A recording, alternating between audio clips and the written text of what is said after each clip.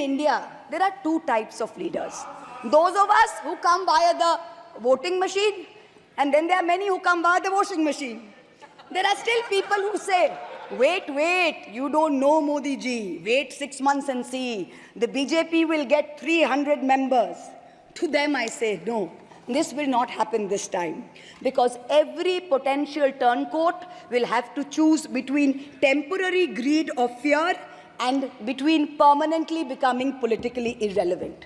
So you can offer you can accept a temporary offer of a ministry, you can accept a temporary settlement of an existing trumped-up CBI or ED case, and you can switch parties. But when you go back to the electorate will punish you. Most turncoats have been punished by the electorate. Also this time, India has very large, solid bloc components. The Congress has 100 seats. SP has 37 seats. Trinamool has 29 seats. DMK has 22 seats. NCP and UPTA have 17 seats. So this is not a ragtag bunch of members that you can lure away. This is a solid bloc. So yes, it's a question of time. But the question is not whether they will get 300. The question is when people will join us and we will cross 272. The ruling party's politics have always been along the lines of religious hate and ethnic divisiveness. But even at the height of their power, when they got 303 seats, 1 out of 2 Hindus had not voted for the BJP. This time, even in their core Hindi heartland, their core voters have deserted them. The Muslims in India, over 250 of them, called infiltrators, called terrorists in the land of their birth, waited silently, patiently, and bided their time. And in one voice during this election, in every state, they stood up and they told the government, and I quote the poet Puneet Sharma, "Hindustan se mera seedha rishta hai. Tum kaun ho be? Tum kaun ho be? Kyun batlau tumko kitna gehra hai?"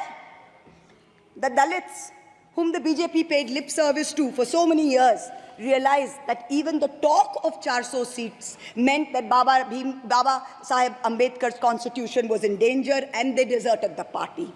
The Marathas, whom the BJP coalition had tried so desperately to woo, realized that their promises were worth nothing. The BJP and its allies lost 7 out of 8 seats in Marathwad. The Jats, the careers of their youth at risk with this ill-conceived Agniveer scheme, their farming livelihoods threatened, their female wrestlers manhandled. They vented their ire at the ballot box. Ultimately, it was the BJP's policies of exclusion, not inclusion. You wanted to exclude everybody, and that was your undoing. You didn't need Muslims. You trampled on Dalits. You ignored farmers. You ignored Jats. You marginalized Kashmiris. Well, they consolidated their voice during this election pan-India, and today they don't need you. That's the message they've given you during this election. ये देश ही अपना हासिल है जहां राम प्रसाद भी बिस्मिल है. मिट्टी को कैसे बांटोगे? सबका ही खून तो शामिल है. That's what they said. You can't divide us. You can't do it anymore. This new India, this new frame of reference is going to be very hard for a lot of interest groups. Perhaps the first casualty is the legacy media. The Godi media was its own worst victim. The brown-nosing TV anchors and online trolls lied, spread fake information, amplified the government's propaganda. So-called psephologists who actually had printing contracts from the government of India were on TV 24/7 acting like the election was a done deal. There was no need for voting. The BJP had already won. Media moguls organized conclaves where they prostrated themselves before the Vishwa Guru. Anchors used staged interviews and set up scripts. In short, the media had lost all credibility. So when you asked the people during surveys which way they voted, they didn't trust you and they didn't tell you the truth, which is why you got it wrong.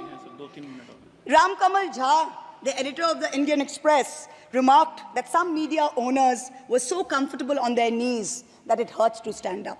To them we say, please stay where you are. There is a new generation of journalists in India today with spine, with integrity, and with courage. A media you have done your best to silence with fake cases and attempts and censorship, but they have survived and they will thrive in the digital space. I will also touch upon another pillar in our democracy, the judiciary. 2 days ago, the Honorable Chief Justice of India, while on a visit to Calcutta, remarked that judges were not deities. They are here to dispense justice with compassion.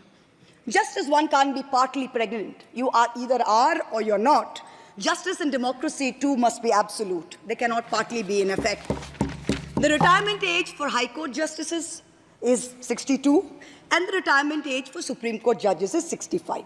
Now, this has unfortunately contributed to High Court judges kowtowing to the Supreme Court Collegium and to the government for a last-minute elevation to be able to serve for 3 more years and then qualify for further sinecures, such as the head of the Lokpal, the head of the National Human Rights Commission, chairman of various tribunals. It has come to such a state that opposition leaders framed in politically motivated cases are denied and bail and denied justice simply because judges are even scared to touch their case for fear of offending the government. Today I say, the poorest people in India who have perhaps the most to lose from offending the government in power, they have shown spine and risen to the occasion. Your lords and ladyships, heed thy inner voice, have a spine, rise to the occasion. 7 months ago, on the 8th of December, this house was transformed into a Kurusabha, presided over by a blind Dhritarashtra, where Dushrasan Darbaris made every attempt to disrobe Draupadi. The ethics committee that voted to recommend my expulsion on the 9th of November, they voted 6-4, had 10 members and 1 chairperson. Of the 5 Lok Sabha members from the BJP, 4 have not returned to the House. The chairperson, a BJP member, has also not returned. The Congress turncoat from Punjab who voted against has also not returned. The BJP lady MP from Maharashtra who started the debate in the House on behalf of the BJP has also lost. Much like Lord Krishna protected Draupadi, the people of Krishnanagar have protected me. In the last year, a lot of people look at me and say, oh, Mahua, you must have lost a lot. You lost your membership, you lost your house. And by the way, I also lost my uterus due to a surgery. But you know what I gained? I gained what Rahulji said, the freedom from fear. I do not fear you. I will see the end of you. We will see the end of you. Your ED, your CBI, your income tax, your trolls, your media, nobody can scare us. The people of India are patient. They will wait patiently for this government to fall. And I hope that whoever writes the next speech for the Honorable President of India will give her the respect and the honor due by not filling it with falsity. This government has dishonored the office of the President by giving her a script that is full of... We wait, and the people of India wait, for the restoration of her honor and for the honor of her august office. It is in this hope that I bow my head to the holiest of our books in its 75th year of adoption.